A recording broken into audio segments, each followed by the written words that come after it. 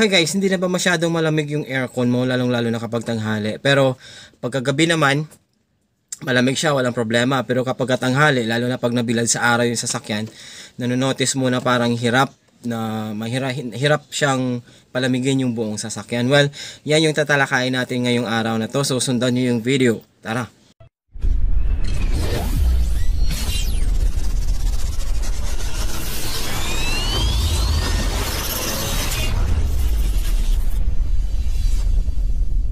Itong sasakyan, so hindi pa rin siya naka-automatic, ano, hopefully. Oh, yun guys, so nakita nyo guys, oh, nag-automatic na siya guys, naka-full yung thermostat ko dun sa loob, automatic na siya, very nice. Yan, dito sa loob, oh, sobrang lamig. Sobrang lamig, wow. Ayan, okay guys, yung isa sa mga rason kung bakit hindi na masyadong malamig yung aircon ng ating sasakyan or nahihirapan yung ating sasakyan, lalong-lalo na kapag katanghali, pero malamig naman sa gabi, walang problema, is itong ating condenser. Okay, so yung ating condenser guys, andito yon, particularly dito sa Honda Civic Dimension. Well, yung pinakarason yun, minsan guys, is yung marumi yung ating tawag nito, yung ating condenser. So, yung gagawin natin dito guys is maglilinis tayo ng condenser. Ito, na-notice ko tong sa akin, medyo marumi siya. Yan, so kaya siguro to medyo nahihirapan. Walang problema yung aircon ko actually kapag pagkagabi or hindi ganoon kainit. Nagkakaproblema lang to yung aircon ko kapag nabilad sa araw yung sasakyan, lalo na mainit sa loob. Medyo nahihirapan siyang palamigin yung buong sasakyan, ano. And medyo matagal bago niya mapalamig yung buong sasakyan. So, napag-isip-isipan ko na linisin tong aking condenser kasi isa po ito guys sa napaka laking rason kung bakit nahihirapan yung ating aircon na palamigin yung buong sasakyan. There's a possibility na ano po to, marumi, lalo na kapag marumi. So gagawin natin ngayon is lilinisin lang natin gamit yung coil cleaner of course para malinis natin tong ating condenser and para lumamig ng masyado itong ating aircon ng sasakyan. Okay, so particularly for this car guys, yung kailangan natin tanggalin dito is of course itong buong bumper nya. Tatanggalin natin yan para ma-access natin yung condenser doon sa harapan. So tara. So okay guys, so para matanggal natin tong ating bumper ng ating sasakyan, of course may mga kailangan tayong tanggalin ng mga ayan, ito isa, dalawa, tatlo, apat, and of course dito din sa tagiliran meron din dito, meron ditong screw, 5, and of course dito sa kabila meron din. Mahirap kasi pag natanggal ako mamaya hindi ko makukunan ng tawag nito ng video kasi nga medyo mahirap nakahawak sa phone. So dito mismo din sa ilalim meron din kailangang pagtatanggalin dyan. So yan guys, so tatanggalin na natin muna yung ating bumper. Tara. Ayan, okay guys, so ito na nga yung bumper, natanggalan natin. And of course dito may expose na yung ating condenser. Yan, so yan yung ating condenser. Okay. So dito kung makikita natin, ayun sa part na to, talagang medyo maalikabok na siya. Yan, dami ng tawag nito, dumi na dumikit. So ito yung lilinisin natin guys kasi kapag marumi, there's a possibility na magha-high pressure siya. Pag na-high pressure siya is hindi na ganoon ka-effective yung paglamig ng aircon natin. Although sa gabi malinis, malamig siya. Pero pagka nalinis natin to guys is mas gaganda pa yung magiging result nito. So tara. Yan, okay guys. So bago natin applyan to ng chemical or ng ating coil cleaner, of course babasahin muna natin ng tubig gripo. Yung pressure po nito is yung pressure sa gripo lang. Wag ho kayo gumamit ng high pressure na tubig kasi guys, maaaring masira po itong mga fans niya. So, maaaring mayupi-yupi kapag gumamit kayo ng sobrang pressure ng tubig. Ano. So, gagamitin natin, ito lang, magpa-flash muna tayo ng tubig. Yung pressure nung ano lang muna, yung pressure nung gripo lang ba. Okay, yan. Yan. So, hindi yan kalakasan guys. Yung pressure nito is yung pressure nung nasa gripo lang natin sa bahay. Yan lang. Yan, okay guys. So, yan at nabasa na nga natin. So, of course, ipiprepare na natin yung ating cleaner. So, yung gagamitin ko dito guys is itong aircon coil cleaner. Dextron na brand. So, nabili ko lang din to online. So, first time ko rin to pong gamitin to guys. So, ilalagay ko yung link dyan sa baba kapag maganda yung magiging resulta nito. Pero pag hindi maganda, of course, hindi ko ilalagay yung link. So, yung coil cleaner na to is pwede siyang i-dilute sa water up to 3 parts of water. Yung 1 part ng Dextron and 3 parts of water. And depending sa required or sa gusto mo. So, yung dito, yung sa akin, siguro gagamitin ko magba 1:1 ako para mas medyo concentrated siya.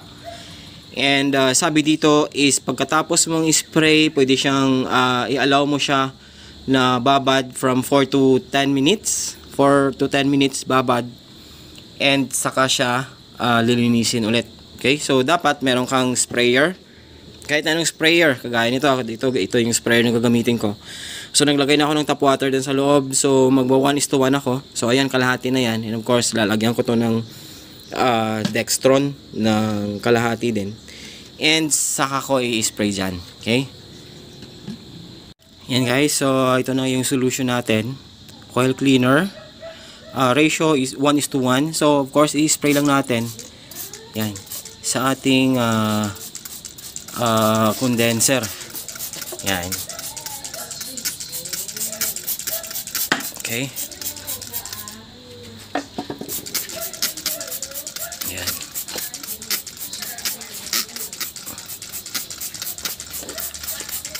Okay. Yan.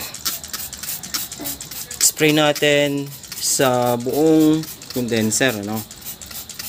So medyo masakit siya sa ilong guys. So mas maganda siguro kapag meron kang mask dito pag ganito. Kung wala akong mask, wala ring gloves, ano? Pero kakayanin to. Yan. So apply lang ng apply.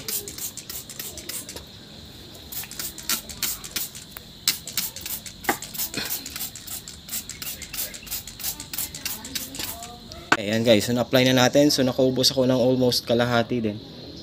And of course guys, ahayaan natin, bababad natin yan from 4 to 10 minutes. So siguro magti 10 minutes tayo para mas maganda, ano. Then tignan natin mamaya after 10 minutes. Ayan guys, after 2 minutes, mga 2 minutes to 3 minutes pa lang yan guys. So bumubula na siya. And nakikita ko, ayan oh, ang dumi nung, yan oh. Yan. So, i-observe pa natin na guys hanggang 10 minutes. Yan, bumubula oh. Yan. Yan oh.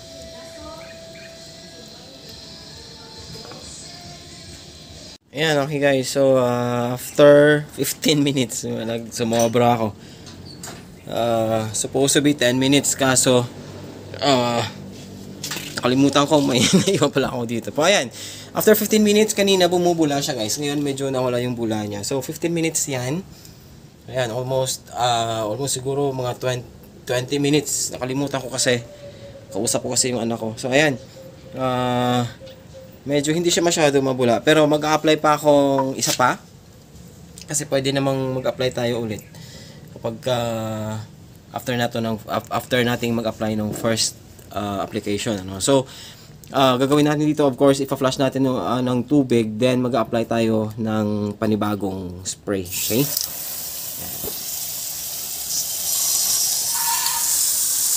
Ayan, so kayong kung makikita nyo, ayan guys, sobrang dumi. Yan. Ayan guys, sobrang dumi. Ayan. So yan yung first application guys na nilagay natin. Ayan. Ayan o. Nagkukulay brown. Okay. Dumi.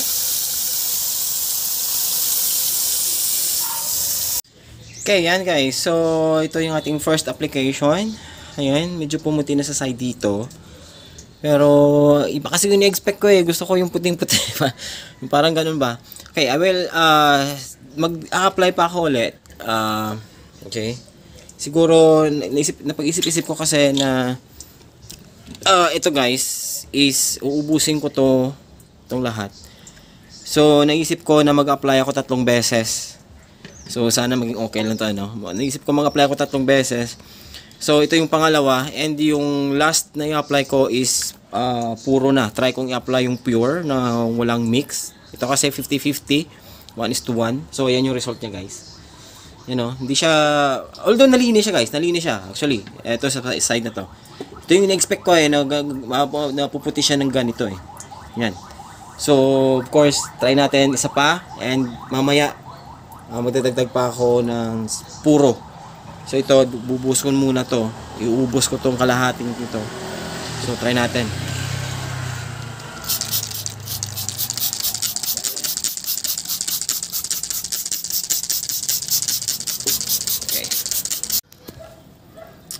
Ayan, okay guys, so dito sa part na to, ito yung second application is bago ko siya binanawa ng todo. Ayan, gumamit ako ng brush, toothbrush. Ayan. So be careful po kapag ginawa nyo to, kasi nga maaring masira nyo yung fence. So kailangan isang direction lang.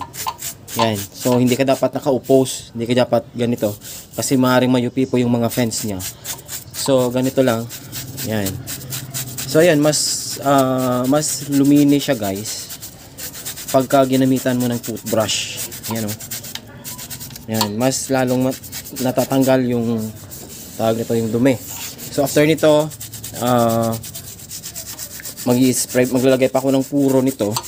Ayan. Para mas gumanda pa siya. Okay, so just again, be careful pag gusto. Okay, yan guys. So, nung ginamitan ko siya ng brush, mas pumuti siya lalo. Ayan guys, oh. And, yan, oh. Daming natanggal na dumi. Nung ginamitan ko siya ng brush. Ayan guys, oh. Ayan, dami. So, mas mainam na gumamit talaga ng brush. So, just be careful lang talaga po sa paggamit nito. Alam ko maraming tataas ng kilay nito, pero akin naman try na. And, ayan, oh, hindi naman nayupi. Importante kasi dito, hindi mo mayupi. Yan.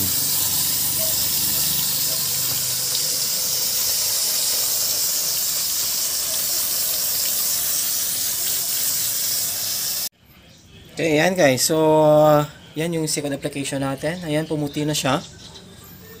Yan o. Dito na lang sa ilalim, medyo hindi pa ganun kaputi. Pero, so yung gagawin ko dito is hayaan ko munang tumulo lahat ng tubig. Sa ako mag-apply ng puro. Okay? Okay, yan guys, oh. So, ito yung pangalawang application natin. So, ayan, halos malinis na talaga siya. Ayan, pumuti na siya, oh. Ayan, so dito lang sa ilalim. So, bali ginawa ko guys is, pinatulo ko muna yung tubig. Kasi of course, maraming tubig na nakastock doon. So, kahit mag-apply tayo ng puro, so, magmi-mix pa rin doon sa tubig na nakastock dito sa mga fence niya. So, ginawa ko, medyo pinatulo ko muna. Ay, pinaandar ko kanina para halos, mag-dry siya ng konti dito. Yan. Yan o. So, ngayon, mag-apply tayo ng puro. Okay? Okay, yan. So, ito guys, nagsalin ako ng ganyan lang karami guys. Para mag-apply. Ito is puro na po to. So, wala na po tong mix na tubig. And, i-apply natin dito sa ating condenser. Actually, halos malinis na siya guys ha. Pero, gusto ko pa talagang pumuti siya ng lalo eh. Yan. Ayan guys, puro na yan. Ayan, kung makita nyo, umuusok. Umuusok siya guys. Yan, puro na kasi yan. Ayan o. Yan yung gusto ko.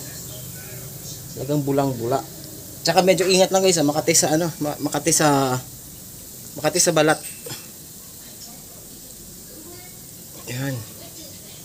So mas maganda kapag puro ano. Yan o.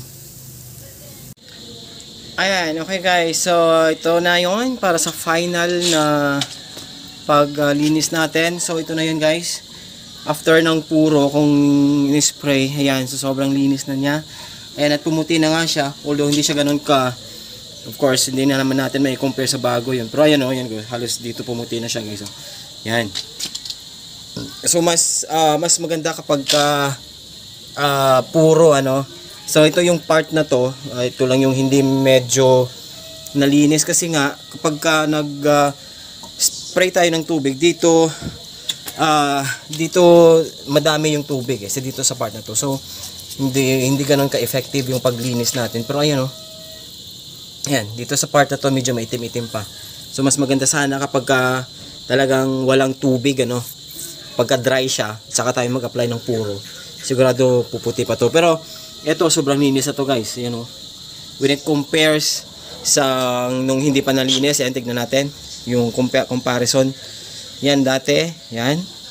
And ito yung bago na, ayan, na nalinis na. So, napakalayo ng diferensya. Okay? Yan guys. Ayan, so yung gagawin natin ngayon dito guys, is titest natin to. Ito kasi, dati, hindi po kayang mag-automatic ng aircon ko kapag naka-full yung aking temperature, ano, kapag naka-full yung aking thermostat, hindi niya kayang mag-automatic na mag-off. Okay. So ngayon, titignan natin kung kaya na ba niya mag-automatic off na naka-full yung thermostat. Dati kasi kahit gabi, kapag nag-on ako ng aircon, mag-automatic siya kung nasa half lang yung settings ng aking thermostat. Pero kapag full ko na tuloy-tuloy na yung andar ng compressor, so hindi na mamatay. So ngayon na nalinis natin, sana hopefully sana is kaya na mag-automatic. And of course meaning kapag kaya na mag-automatic na naka-full yung thermostat, meaning maganda na yung pagka flow ng hangin dito, maganda na yung effective na yung ating condenser, no? So yan, titest natin, paanda rin natin, then check natin kung kaya niya bang mag-automatic. Ayan, okay guys, so na-on na natin yung sasakyan. And of course, itong settings ng ating aircon, on natin. Yan, naka-on na yung AC. And i-full natin yung thermostat. Okay? I-full natin yung thermostat, then titignan natin kung kaya niyang mag-automatic. Okay? Pag kaya niya mag-automatic sana, hopefully. So, aabangan natin dito sa labas kung kaya niya mag-automatic. Ayan.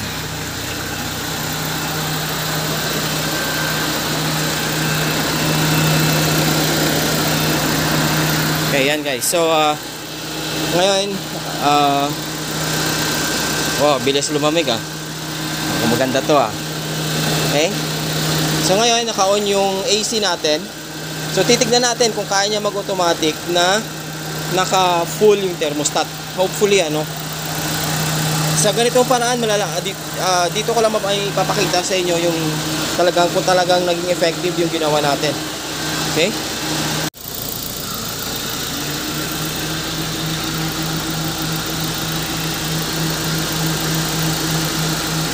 Ayan guys, so around 3 o 4 minutes na nakaandar tong sasakyan. So, hindi pa rin siya naka-automatic, Hopefully. Oh, yun! Yun, guys. So, nakita nyo, guys, Nag-automatic na siya, guys. Naka-full yung thermostat ko dun sa loob, Ayun, namatay na yung aircon. Ayan, nag-on siya ulit. Ayan. Ayan, Okay! Dati kasi, hindi to nag-automatic dati. Dati kasi, kapag kahit na gabi, pag finull ko yung thermostat, yun, namatay na naman. Pag finull ko yung thermostat, hindi niya kayang mag-automatic guys. Pero ngayon, ayan nag-automatic na siya. Very nice. Yan. Dito sa loob, sobrang lamig. Sobrang lamig. Wow. Ang ganda. Yan guys, so, yan guys, makikita nyo, ayan full yung thermostat. Yan. Pero nag-automatic na siya. Yan. Yan nakapatayan ngayon.